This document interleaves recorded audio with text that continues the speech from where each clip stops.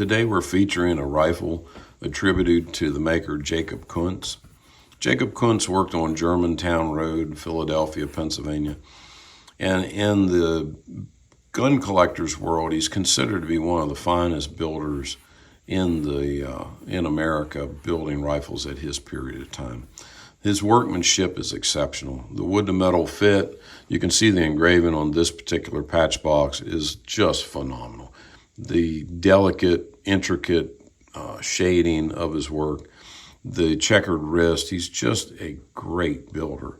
This particular gun is in wonderful condition. It has original surface. There's absolutely no wood replaced on any portion of it whatsoever. The gun's in original flintlock. As we pan forward here to the wrist area, you can see this great checkering. It's a basket weave checkering, which is fairly, he definitely enjoyed doing it because I've seen pistols and multiple rifles that carry that type of a checkering. You have to keep in mind, his competition are actually imports coming in, many of them from England. So not only did he have to keep his clientele intrigued and happy about his workmanship, but he also had to do things. His competition was very stiff. You have great things coming in across the Atlantic on the ships, and that is his competition. So he has to keep a very high standard because he's not out in the middle of nowhere where he's the only gunsmith in town.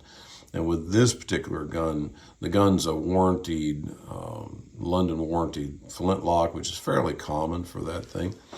The lock itself is in great shape. It has a thumb piece here that has the initials, most likely, of the owner. It has a little bit of carving around the tang itself. The barrel retains its white finish, and I believe that it was probably sent out and sold in the white. Here we've panned forward to the entry pipe area in the rear sight.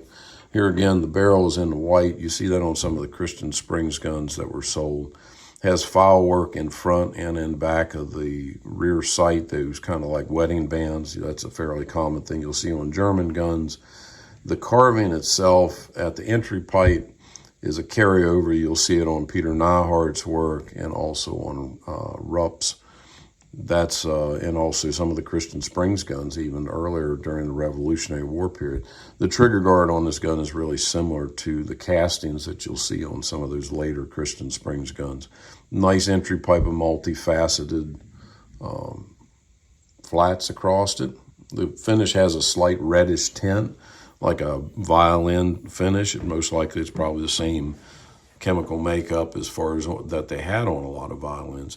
We're going to pan through to the front. It has a nice relief molding going all the way forward, and then we'll turn this gun around so you can see the opposite side. Here we've turned the gun around so you can see the opposite side. Nicely shaped cheek piece, has a hunter's star engraved up here on the cove of the cheek piece, more of that basket weave. His architecture is very striking, and this what they call a step toe, which is where you have the radius that comes down and breaks and gives a separate plane that comes across. That's a carryover to early German Jaegers, and normally they're fairly straight across the bottom.